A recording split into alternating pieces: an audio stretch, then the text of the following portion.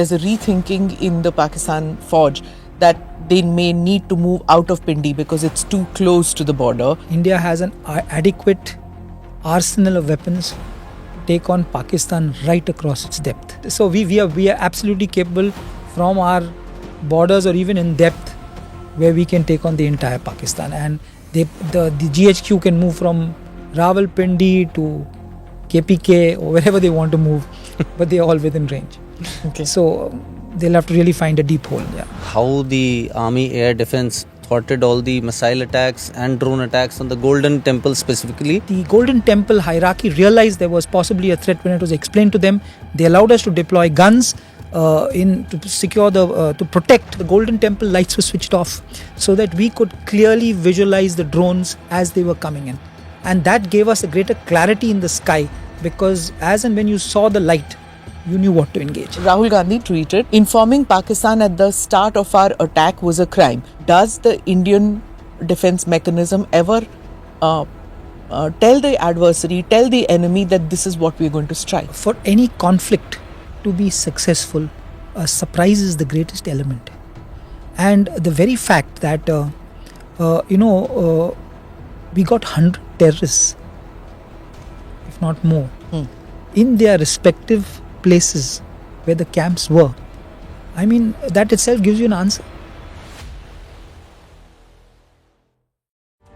This episode is powered by easemytrip.com. Namaste, Jai Hind. You're watching or listening to another edition of the ANI podcast with Smita Prakash. I'm joined in this conversation with my colleague Ajit Dubey. Just a reminder that we are not using any sensitive information which can be used by India's adversaries. My guest today is Lieutenant General Sumer Ivan Dacuna, currently serving as the Director General of the Army Air Defence, AAD. Thank you, General Dacuna, for coming to the podcast. Couple of things that Ajit and I want to discuss with you. But first, of course, because everything is so topical these days, we'll begin with today's news. I think I'll let Ajit explain as to what happened here. And if you could tell me about this, about what our adversary targets and how we respond to it. Pakistan Army has no legitimate targets to strike inside India. Nor does it have the courage or capability to stand up to Indian armed forces face to face. Hence, it uses terrorism as a national policy and resorts to unmanned aerial weapons launched from its own soil. Drones and long-range missiles were launched and fired from his own territory, which were his mainstay.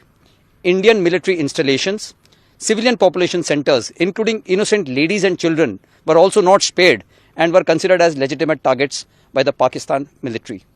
He has even targeted religious places specifically, a case in point being the Golden Temple located in Amritsar, which is internationally renowned and a place of faith for everybody. It saw a surfeit of drone and missile attacks, which were thwarted bravely by our Army AD gunners. The Indian Armed Forces and Army Air Defence gunners will continue to defeat all his designs and thwart all aerial threats always. Thank you. Sir, this was the GOC 15 Infantry Div in Amritsar. And we had interviewed him yesterday, and we were told that how the Army Air Defence thwarted all the missile attacks and drone attacks on the Golden Temple specifically, along with the other places that they had targeted. So this is a big feat, sir. Like you have been, like the Army Air Defence has been the main obstacle between Indian cities and important places, and the Army Air Defence has thwarted all the major attacks that took place on our cities. So, well, it's very interesting that you bring this out as what has happened yesterday. But fortunately, we visualized what he was capable of doing, and hence realizing that he would target it because he had no legitimate targets across the border. Yes, explain this to people who don't understand what legitimate targets are, because we saw the soundbite. India at this stage, the legitimate targets were the terror bases. Yeah. So what does legitimate target for Pakistan mean? So he had no legitimate targets. So in order for him to, he was more interested in creating confusion, chaos internally, and hence we visualized that he would target our civil population and our religious places of fame. And hence it is very nice, while only Karthik Shashadri has only covered one part of the story, it was very nice that the head Granthi of the Golden Temple allowed us to deploy our guns. And it is possibly for the first time in maybe many, many years where they switched off the Golden Temple lights for the first time, so that we could see the drone coming. I think that's what, the Golden Temple hierarchy realized there was possibly a threat when it was explained to them. They allowed us to deploy guns to secure to protect a national monument of international fame, which is visited by so many hundreds and thousands of people every day. And hence these guns were deployed and the Golden Temple lights were switched off, so that we could clearly visualize the drones as they were coming in. And that gave us a greater clarity in the sky, because as and when you saw the light, you knew what to engage.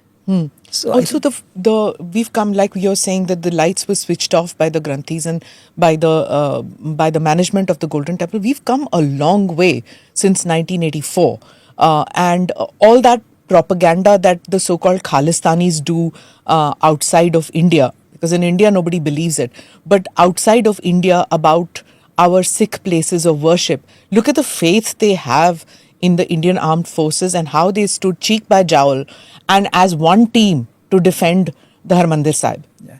It's amazing to know that, in all our border towns, not to take it away from the rest of India, but in our border towns, retired ex-servicemen from Punjab, Haryana, parts of Jammu, they were prepared to come out of retirement and they were saying, what can we do to help?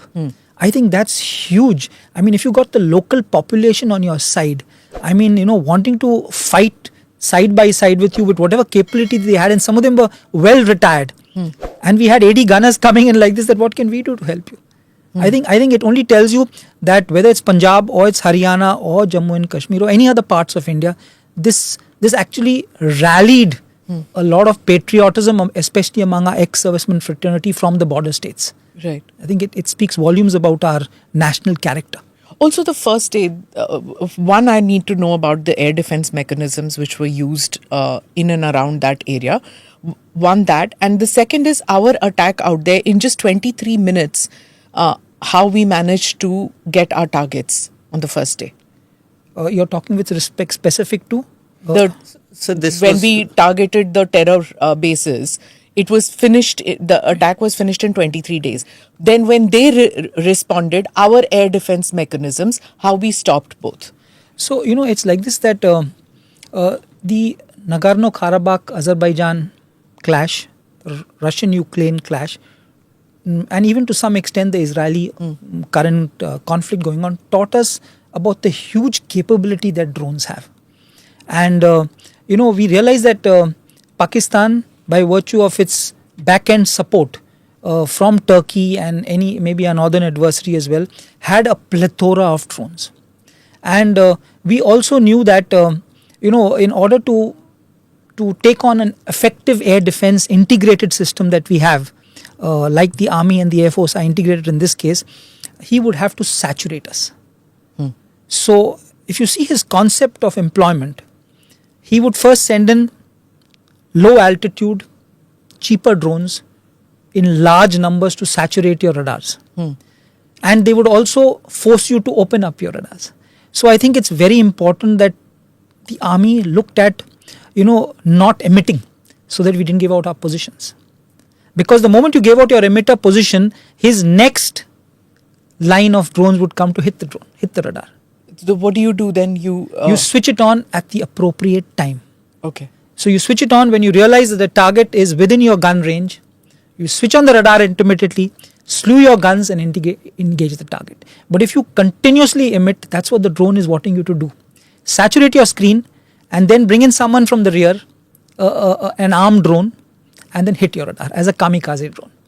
So I think that the training that we did, actually we anticipated this, and you won't believe that about maybe on the 26th, 27th and 28th, we did a simulation exercise at the behest of our army chief in the border areas, where we simulated drone attacks on the weapon system. So sir, April 26th, 27th, you carried out an exercise of a drone attack from Pakistan. Yeah, it was not from the border, but it was internal, on the border. Okay. But we actually wanted to, our gunners and our operators to actually hone their skill and see how do you detect.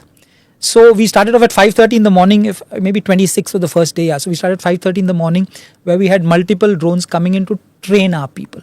So that, because if you have a saturation rate, and how do you react, and how do you not switch on your radar till as late as possible, and how does this information go laterally to people?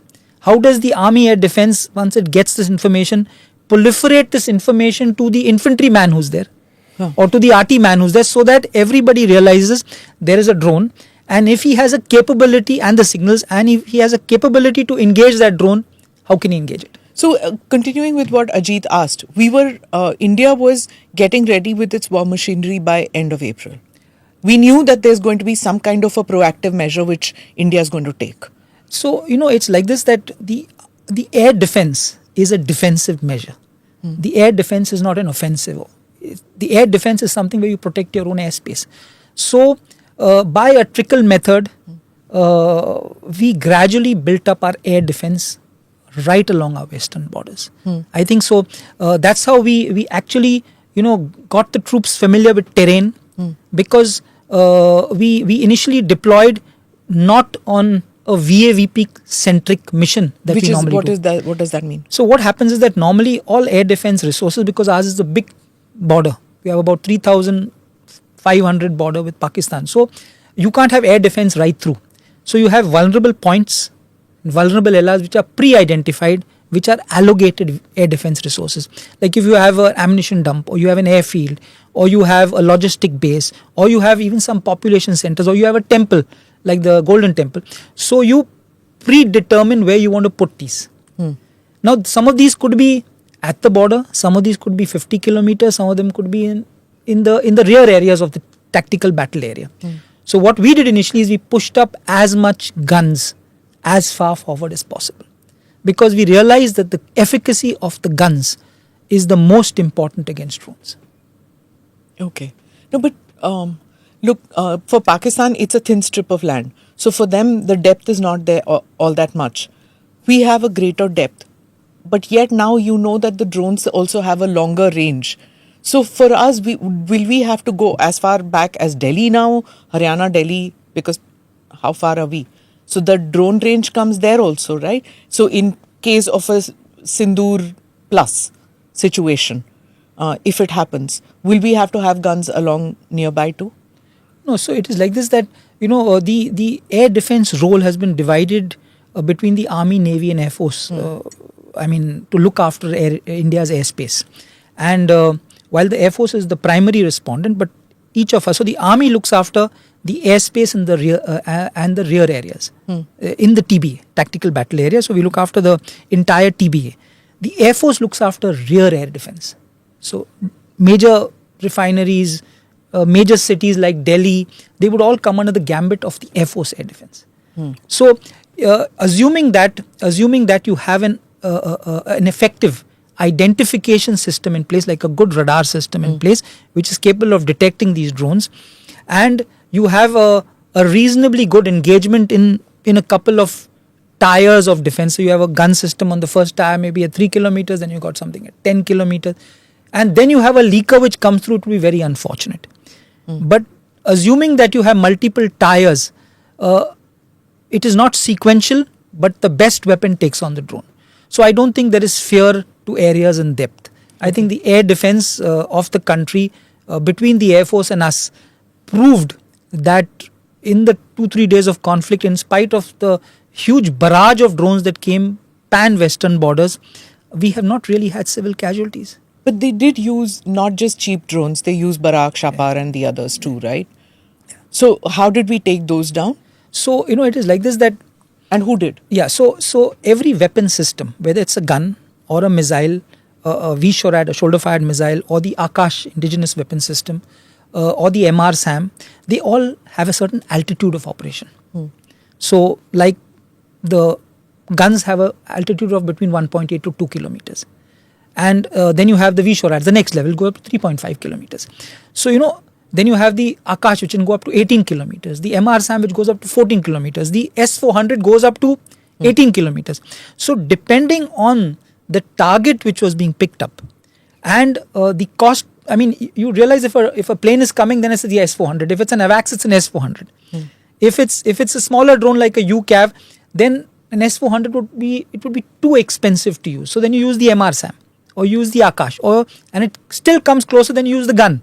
And so the altitude of ingress decides the best weapon system. And in an automated system like the Akash that we have currently, it's a fantastic system. It is still in the process of rolling out, but it has a system of between the ISCCS of the Air Force and the Akash of the Army. It ensures an effective resource allocation and an effective weapon allocation. So Akash Tir is now battle proven. So sir, now this Akash Tir and ISCCS combined together, like the controls of an S-400 can be directed by an army officer, and similarly if an army Akash has to be fired at some target. No, that's the Osaka, which is on top, okay. and there's a reporter radar below. Okay. But on the left hand side is your Akash in some form. That's basically a 3D TCR radar as well. So now sir, you can your person can ask a S-400 to engage a target with integration of the command and control systems, and they can ask you to engage a target using an army Akash. Is that so? Yeah. So as part of the CNR, the S-400s is completely ICCS controlled. Okay, sir. Because the cost is so high, and it provides more of an area air defense. So that is predominantly with the Air Force. This time we had the Akash and all the weapons below Akash under the control of the Joint Air Defense Control Center of the Army Air Defense. Yeah, so that's where the Akash Tir is based. That's the heart of the Akash Tir system. This is the ISCCS. Yeah, this is the command where interesting picture which we had the other day, Marshal Kapoor, and we discussed this picture out there also. So this command center decides what is to be hit, and you have a similar Akash Tir command. Ours is much smaller. Ours just has 3 computer modules at each level. Okay. So we have rolled out Akash. In fact, the complete translation of the ICC's picture to the tactical battle area is through the Akash Tir. It's a most fantastic system where you have a centralized picture defining what is enemy targets, and it comes down. And it goes down right as far forward as the weapon end. Okay. So, what has it done? Just to give an example, we did a demonstration about 6 months ago in Delhi, wherein the ISCCS picture from Ambala of the Air Force went to the JDC of the Army in Pathankot. And finally it came into the command post in Delhi in the parade ground to show you and it was all in milliseconds. What do you do? Do you close airspace during this time? What do you do? No, you just emit your radars, you get your picture. So the Air Force has its surveillance radars coming from the front. We have our radars coming, which are smaller ranges, coming from the lower end. And this fusion takes place. It's a multi-fusion sensor fusion of data which takes place. And that's how you get a recognized air-space picture. So that in that recognized picture, you're clearly told that this particular set of aircrafts are enemy aircrafts. This helicopter is an enemy helicopter. And this interrogation can take place upwards or downwards. So it's tremendously flexible. It provides great amount of latency. And the next concept that we are looking at is, while this is a centralized system, how do we look at centralization by incorporating distributed networks? Explain. So distributed networks is giving you a flexibility that wherever the least distance, it's a plug and play model into the automated system. So you get into a system, into the Akash Tir, plug and play it. If you have a dronal attack, it joins the system. So it's the next system. So that gives you tremendous redundancy. It gives you tremendous situational awareness. It gives you a capability to scale up your whole transmission of data. I think that's huge capability that we are looking at. And especially because drones coming in, imagine if the drone picture has to go all the way to the ISCCS and come down, although it's in milliseconds, you can't have so much of allocation done. Whereas if the front command post does it, then he passes instructions to everybody that you got a drone attack coming in, take it on. So the VR SAM and the QR SAM, tell me, were they used? We've seen pictures of that. So were they used? How are they used? Were they effective or not? So the MR SAM was used, yes, definitely by the Air Force. The Pichoras were used by the Air Force. The MR SAM was also used by the Army. When you use them, when you say you used them, it was, we don't want to know the details about where and things like that, but were you using all these systems and are they now battle ready, all these systems? It's the first time I'm presuming that in a conflict that they were used. So, it is like this, that the rollout of the system was complete in north of Jalandhar. North of Jalandhar, the system was completely rolled out. South of Jalandhar, the system was in the process of rolling out. So wherever it was completely rolled out, it was extremely effective. Whereas in the process of rolling out, the training was also being done simultaneously with the equipment induction. And so we used the old system and the new system concurrently. So the old system was a little more time consuming. It had its time delays. The new system is absolutely in milliseconds. So we used concurrent systems to ensure transmission of data to engage. And these are both indigenous? The Akash is completely indigenous. The IACCS is completely indigenous. The DPSU Bell is the person who has integrated this whole concept pan-India. So every corps has adequate every corps has a JDC, that is a Joint Air Defense by the Army, and it has got multiple command posts at each level to take this picture right down. Okay. So when you brought up the question of the importance of the Akash weapon system is totally integrated. The MR SAM is totally integrated. The IGLAs, I mean the VSHORADs couldn't actually get integrated because that is phase 2. Okay. We are not able to actually give this picture to the shoulder fired launcher so far and the ZOO guns because they are fair weather systems.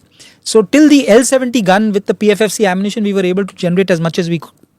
When it came to the ZOO and the IGLA, hence the IGLA was not actually the VSHORADs was not an integral part of the success story of this conflict. Sir, we have talked about the success story of the indigenous weapon systems. Now the Army Air Defense is also being credited for being the slayer of the Chinese and Turkish pride, because all their drones, everything that the Pakistanis were sending, they've been defeated in a big way by the Army Air Defense and the other forces engaged in this. Can you tell us, sir, how many of them came? From their side, how many drones were they sending? What types of drones? Big, small, the payloads that they were carrying? And how many, if you have any number, because it's been almost a week that this happened. So how many numbers we have destroyed and what types, size that we have brought down in this 4-day conflict, sir? Okay, so I'll try and put that into some perspective that, as I told you that as far as the first wave that comes in is a saturation wave. So that is the 7th evening, sir. Yeah, so there would be large number of drones which fly a little low, because they're trying to saturate your radars or saturate the gunner at the end. So I would say that these drones fly low and they are within the gun range and they were effectively brought down. The moment the next layer comes up, it's taken a little higher. So you could go up to 2 kilometers. Wherever it came into the gun range, we tried to impact it. The jammers and the EW systems also tried to impact it by jamming and by cyber spoofing or a cyber takeover. There were attempts by us. We have the capability. And the narrative only is that the Chinese spoofed and they jammed. No, the international narrative. So we did it too. We also have a capability. We just don't boast about it. Yeah. So we also have a capability. We also jammed, and we also did laser. We have laser systems, 7 of them, which is again indigenously developed. The IDDS and IS, that is the drone detection and interception system. The laser was also effective, but the only thing with the laser, it takes one target at a time. Yeah. So in a swarm, it becomes a little bit of a challenge because you require a certain amount of time which that beam has to, lays on that drone, which could be about 15 to 18 seconds for it to burn. So we used all these different systems to ensure. So when you talk, so the first layer I told you was, these low level, then these low level, which could be even Amazon for 40,000 rupees a drone or whatever. But they were hardened to some extent. So you could it's just to saturate you. Like I said the other day, that it's the pizza delivery drones. It could be something like that, but you can't tell, sir, in the radar that ये इस drone में तो कोई payload नहीं है, कुछ नहीं it's है. just a blip at the radar. So what does the Indian Army have? The Indian Army has, and that is what we are looking at in future also, that the radar is one method of picking up a target. If with the radar you have an electro-optical system that shows you a photograph of the target, you can actually see the target. Okay. So some of our air defense guns, the upgraded L-70 guns, have the EO system in place, electro-optical system. The Shilka weapon system upgraded, which did a lot of damage in this particular conflict, also has an EO system. So you have to have a number of sensors to ensure you detect the target. So the sensors that you have in contemporary conflicts today are the radar. Then you have a passive RF detector, which just detects RF emissions. Then you have the acoustic system, acoustic sensor, and you also have the the EO system.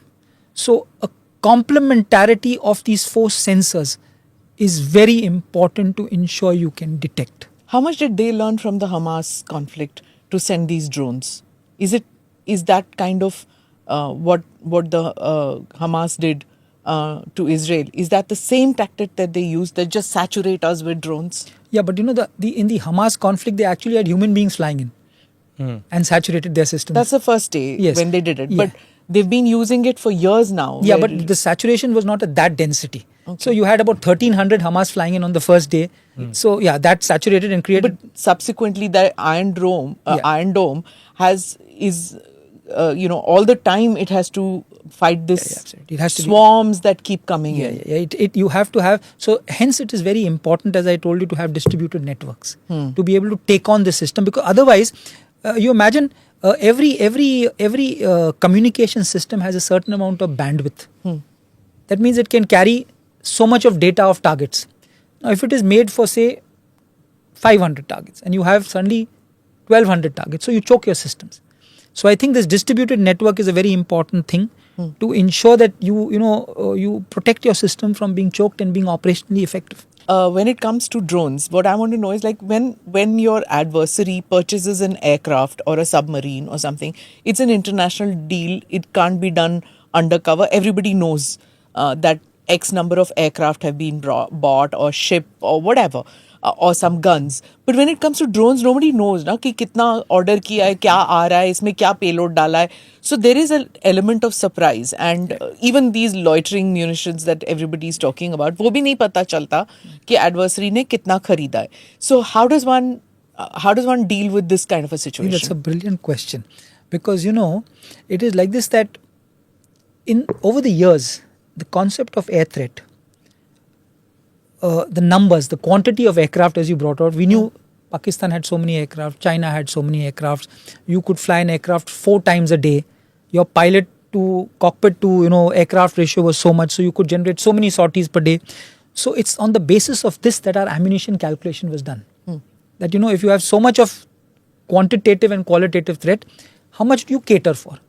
But as you brought out, there is no fixed number of drones. So we've got to go back to the drawing board to understand that how much of logistic stamina that we require for such a new threat. This new threat has actually, you can't have expensive missiles. It doesn't work out that way. It's too expensive. So we've got to have systems in place which, like gun ammunition, which has a greater amount of sustainability over a period of time, because there is no quantity. As you said, you can have 5,000 drones, you can have 10,000, you can have 20,000. Now that means you have to cater for ammunition. And I think we've got to get back to understand that how do we cater for this ammunition, because it's not quantifiable in numbers. And hence and not only that, first is the amount of ammunition, and secondly is the type of ammunition. Today, if you have you have a particular ammunition which is like a stone. So if you throw a stone at a drone, you might hit it, might not hit it. But if you throw a stone which actually fragments into small pellets or small stones, then you will get maybe 5-6 drones. So the L-70 pre-fragmented fuse cartridge is the ammunition that we used in adequate measure here. And this is the future of how to take on threat of drones, is to use pre-fragmented ammunition, so that as it comes close to the target, you're dead sure that if it fragments and it throws out these little splinters, you will hit a drone rather than just throw a stone directly. This PFC rounds, that is required in large numbers. That's what you're saying, sir.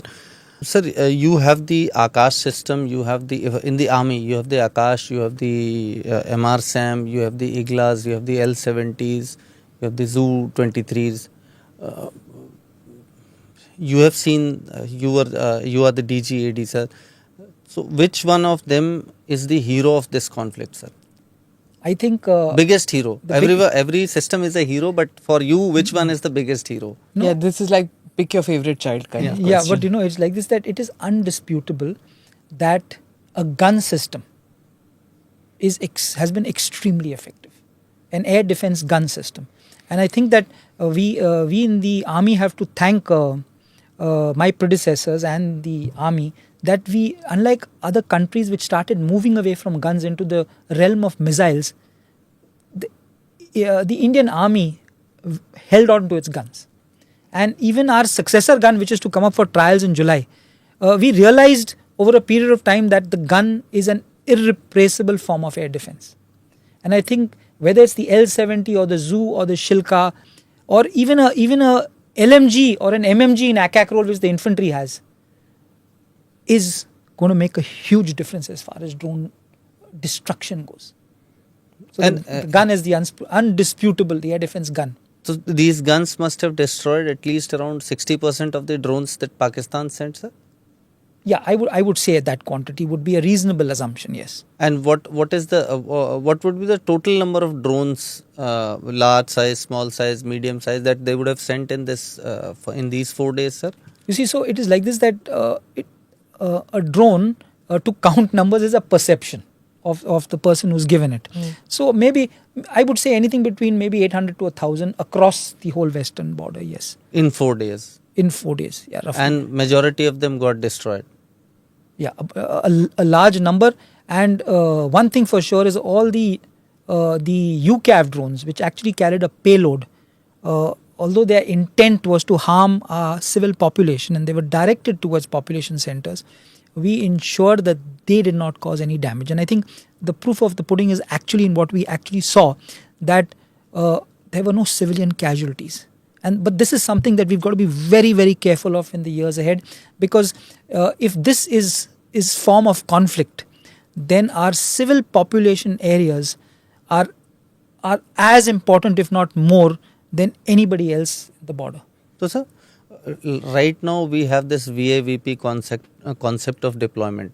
So what you're saying... Explain. Don't use so much of terminology that people won't understand. Ma'am, we have already explained that vital areas and points where like very important installations and offices or temples, all those things.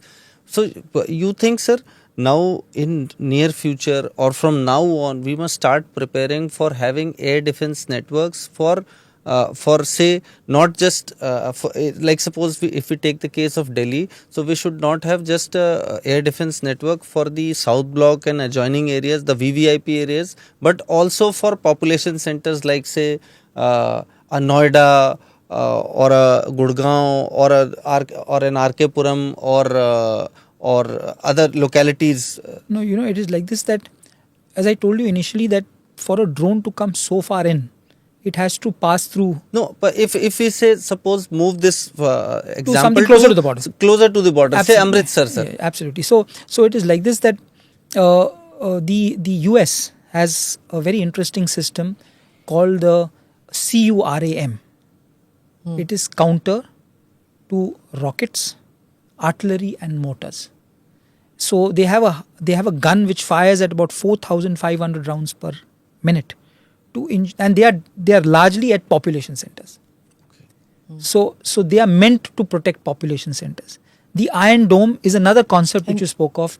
Is again, since Israel of course is small, but the Iron Dome is also a form of a population center protection. Because all our cantonments now are around population centers. Pehle hota tha that it was a little further away, but our cities have grown and now cantonments have become right in the middle of the city. So they have become Vulnerable. also vulnerable, right? The civilian population is all around the cantonment area. So when you say Badami Bagh or something like that, it's or Ambala or whatever, the flyover goes over Ambala Cant. So all of them have become, or Chandi Mandir or any of these Absolutely, places, ma'am, they become vulnerable too, right? So one thing I want to talk about is the narrative war also, because now we, several days after the conflict, after the 4-day conflict, one can detect a change in what the narrative is about internationally, is about what happened. Because as we are putting out more images of the destruction that was caused by our forces in Pakistan, now people are getting to know that what Pakistan had done initially was propaganda, not backed with facts. One quote which I have, which you can expand on, which says that the 4-day conflict has many defense experts say that India has entered the elite club of nations with fully integrated automated air defense command and control capability. Would you agree with this, or do you think that there are more lessons that one can learn after this 4-day conflict? No, I think that I think there's tremendous work in progress that is required. While we have been successful in taking on this current challenge, but we've got to be able to detect drones in far greater numbers. We've got to have a detection system in place. Shield, detect, take down. Yeah. So absolutely right. So you got to have a detection system. You got to have a what do you call it? After detection, you must be able to identify that it is an enemy drone, and then you must be able to proliferate this information to destroy it as much fast as possible. I think that is something that we've got to work on, so that you can make sure that you bring them down in as many numbers that come, and a very, very minuscule number, if any, get across. If you've got couple of layers. Okay. So I think that's very important, that we don't rest on what we've achieved. We've got to take it ahead. We've got to have the Akash Tir play out. Akash Tir is largely has not been configured in the drone domain, the drone warfare domain. So you've got to look at how does drones management systems work. So that the Akash Tir is largely for aircrafts, helicopters, and for UAVs of bigger types like the Searcher and the Heron and the TB2 and all that. But when you talk about smaller drones, the system has just been put through its first test. But we got to strengthen it. We got to have greater amount of sensors involved in it. We got to have types of sensors involved in it, and then be able to disseminate this information as quickly as possible, so that our interdiction and destruction of this threat is as far forward as possible. Is the adversary doing the same? Would be. I'm sure.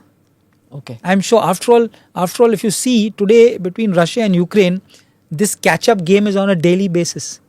So you find one day the Russians claim a huge success with their drone capability, then the Ukraine comes in with some newer capability. So you just see in the matter of the last 8 months how conflict has changed. You had drones which were on simple industrial, scientific and medical frequencies. The moment that was being taken down by jammers, then you had autonomous drones which would know where to fly. Then you had tethered drones which would have a cable taking them up. Then you had 3D printed drones which had the terrain which was mapped, which would fly as per that. So you just see how this phenomenal evolution of drones has taken place. And in the counter... Within a year or two, that's it. Absolutely. Usually it takes weapon systems, it takes a time to figure out what is it that can go wrong, what can be done, what modifications need to be done. But this is something that even the private sector has woken up to the challenge, right? And you see how Starlink has changed the whole Ukrainian battle. So I think that's it's very important that while this development takes place, how does the counter to this play out? It has to also move as quickly as possible. And I think that we've got to be a little flexible in procuring the counters, because otherwise you'll be a little behind of the curve. Okay. One controversy which happened over the weekend, now that I have you, I'll give it back to you soon. Now that I have you here, I need to know about this because this broke out yesterday. One is about the mission statement. What were we intending to do? What targets did we want? And then this happened, sir, which was Rahul Gandhi, leader of the opposition in the Lok Sabha, tweeted informing Pakistan at the start of our attack was a crime. EM, which is External Affairs Minister Jaishankar, he's publicly admitted, he said, that the government of India did it. Who authorized it? Now, he put this tweet out, which was a reaction to Mr. Jaishankar, the External Affairs Minister, in case for foreign audiences who don't... At the start of the operation, we had sent a message to Pakistan saying we are striking at terrorist infrastructure, we are not striking at the military, so the military has an option of standing out and not interfering in this process. They chose not to take that good advice.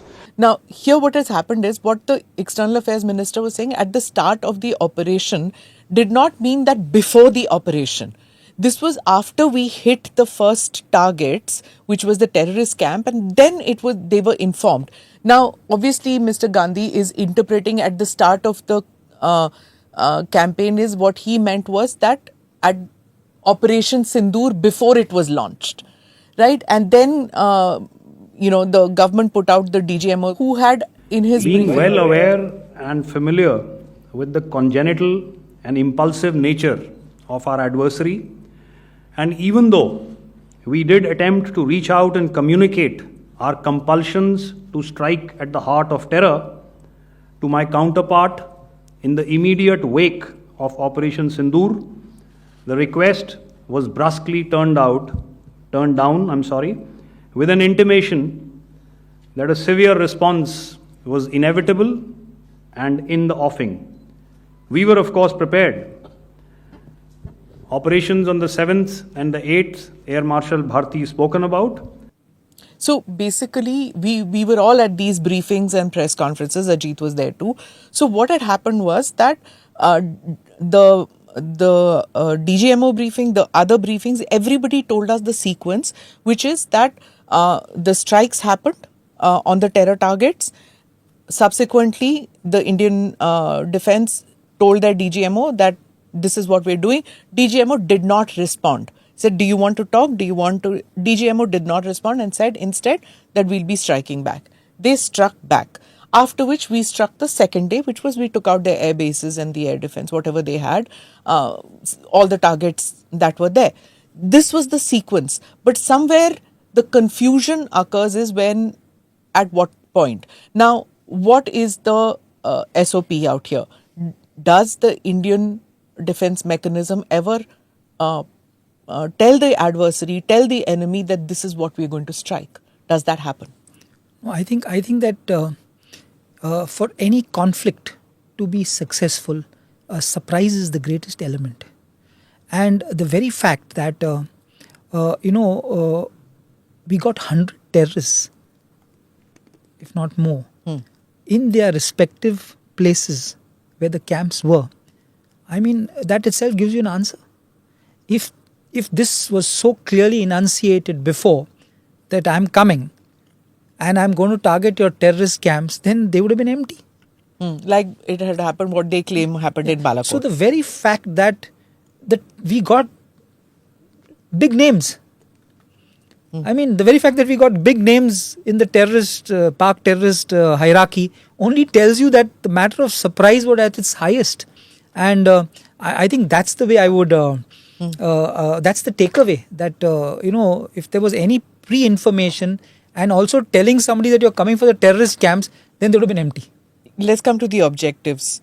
What was the mission? What were you told has to be done? Well, as an DGAD, I was told to provide air defense. But if you look at it in the broader context, I was told to protect our airspace. But I'm sure the forces that were told to respond proportionately in as minimum collateral damage being provided, no harm to civil population or religious places, so that what caused us pain, what caused 26 families pain, if not more, directly or indirectly, that is actually avenged. Pakistan has said that they used their Chinese fighter jets. They have said it openly. China is, of course, boasting about it. And, till recently, international media reports were always that Chinese technology is reverse technology. Their aircraft was a butt of all jokes, whether in America or Europe, from the defense manufacturers to the media reports and all. But now they have managed to, come out in this smiling in the narrative, saying that our J-10s were fabulous. What do you have to say to that? I think that if you see the Chengdu aerospace company stock value, the way it has gone down, I think that would give you an answer.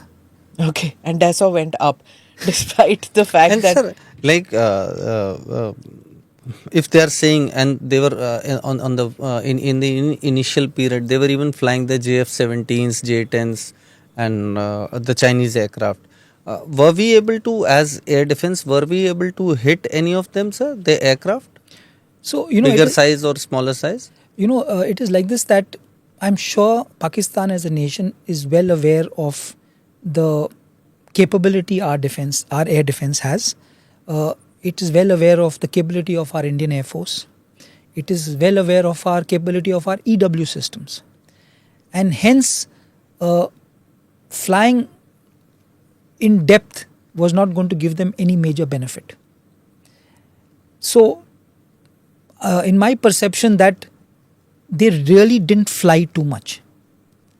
The very fact that they were using civilian aircraft to fly international and national carriers only tells you that they were trying to ensure that, knowing our nation doesn't harm anybody from a civilian in any form, they knew we wouldn't try and shoot down their aircrafts, even if they were behind the Pakistan international carriers or the national carrier of Pakistan.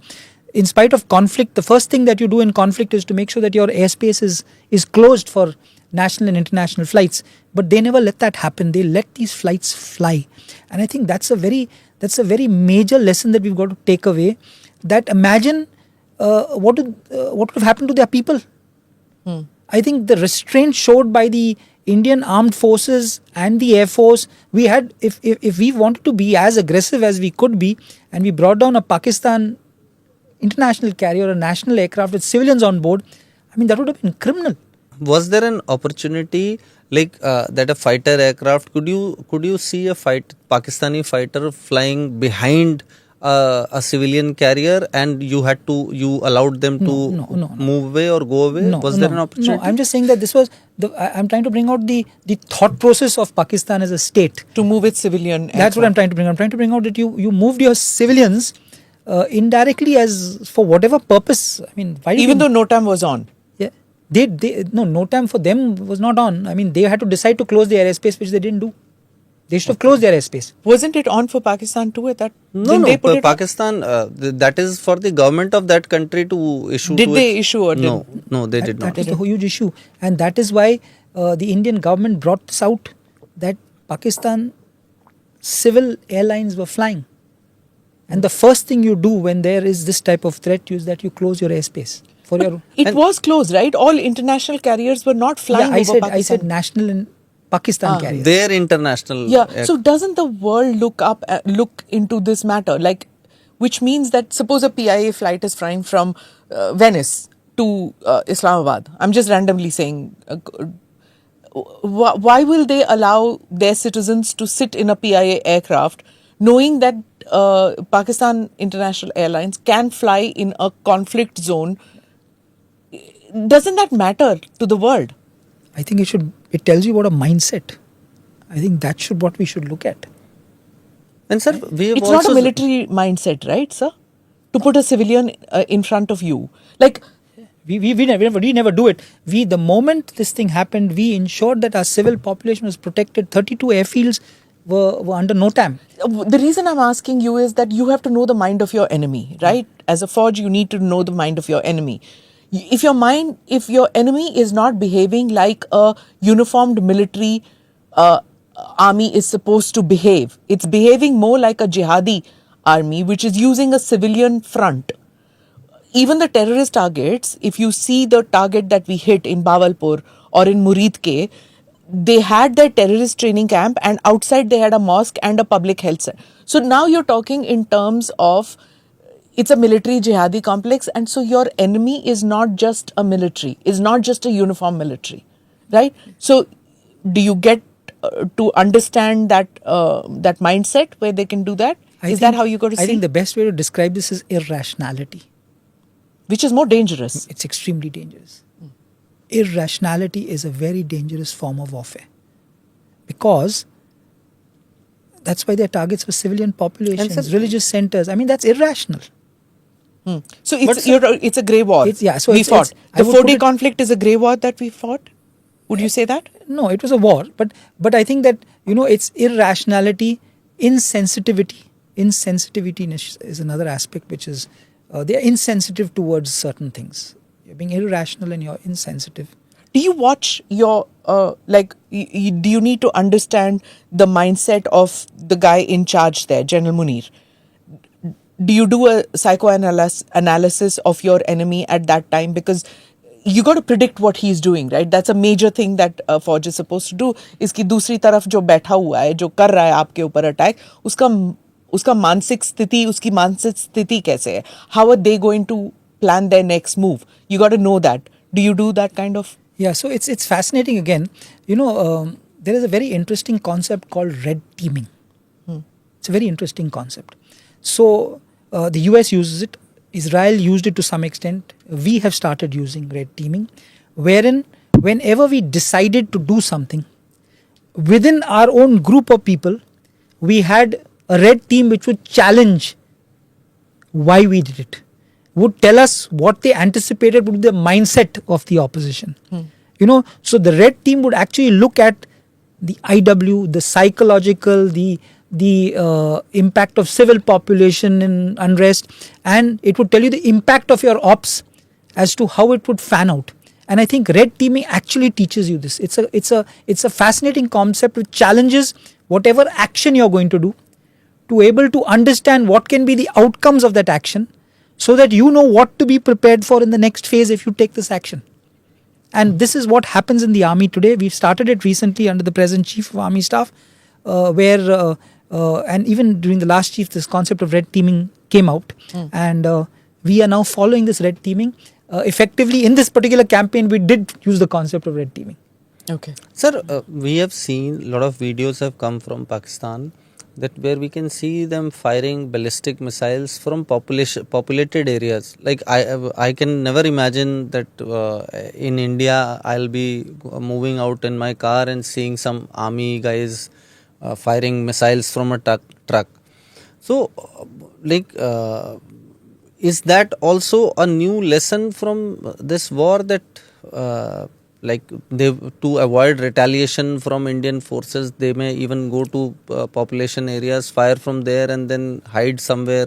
Isn't it something like what happens in Israel-Hamas conflict, where they fire from the Hamas terrorists, fire from populated areas, then hide in the same houses, hospitals, and then act as if nothing has happened, and then when hit they claim, when civilians die they claim victimhood. Yeah. So it's something that we've grown up learning, that whenever you fire an effective weapon, you're liable to be detected, and hence after you shoot, you scoot, and you move into something called a hide, which is pre-planned and pre-designated. So our forces, whenever we fire, not to be getting, you'll immediately get a counter-attack in that particular with the weapon locating radar. So the first thing we do is after we fire, we go to a hide. And a hide is nowhere near a population center. It's in a proper predetermined camouflage place, so that you protect your weapon system and you protect your crew. But this is something that, yes, Pakistan gets into population centers. I mean, what do you do? It's just one of those things. It's a concept that we are seeing now, and it's a concept that we are aware of, and we've got to think as how we're going to deal with this in future. So after we hit Chaklala and things, there's now in the Pakistani media there's a lot of talk that there's a rethinking in the Pakistan Fauj that they may need to move out of Pindi because it's too close to the border. They may need to move safer zone. But then the problem also occurs is because of their geography. Where will they move? How much can they move away from the border? it all comes within the range. And I think another thing which people find fascinating is that we did not attack anything in KPK. We didn't attack anything in Balochistan. So that also is playing a lot on the minds of the Pakistan people, which is reflected in the media. That look at them. They're making us talk about moving out from Pindi, from GHQ, moving the GHQ further away, and at the same time they have made it clear that हम बलोचिस्तान पे attack नहीं करेंगे, हम KPK पे नहीं attack करेंगे. No, I just like to say that India has an adequate arsenal of weapons to take on Pakistan right across its depth.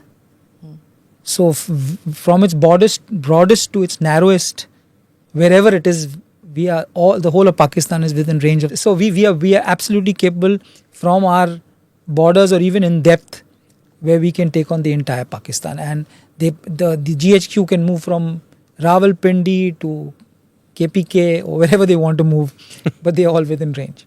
Okay. So they'll have to really find a deep hole. Yeah, something really deep. And even not just our striking range, sir, even our defending range is wider than Pakistan, with the S-400 coming in 400 kilometers plus. So that's not the. Did you see the entire crowd in India? Everybody on social media, S-400.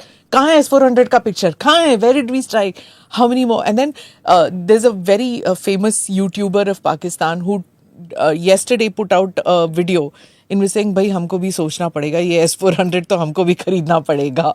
So there's this admission that they need to widen their purchase. They're very upset.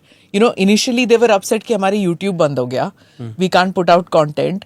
दूसरा, when, you know, धड़ाधड़ every 4 hours there are, pictures coming out from our forge where we are showing now the visuals. So tell me about that. The impact of this time in this 4-day conflict, of all the imagery that has come out. So everything backed with facts. How much does that play? How much impact does that have on the forces also? We know the impact it has on our people, but what is the impact on your men and women who are in the field, and on the enemy? So it's like this, that our job is to protect our sovereignty, our people, and if we've been able to ensure that no harm has come anywhere, I think it's tremendous satisfaction for the defense services of the country. I mean, all the forces together. That it's just unfortunately 5 soldiers who lost their lives, and it's very unfortunate that it happened in this whole conflict. So I think that the very fact that we've been able to protect our motherland from this onslaught, which was aimed at causing a lot of problems in population centers and in our cantonments. I mean, the very fact that we've given this reassurance to our people, not only to our civil population, but let me tell you that a lot of our own Jawans, officers' wives were staying in cantonments.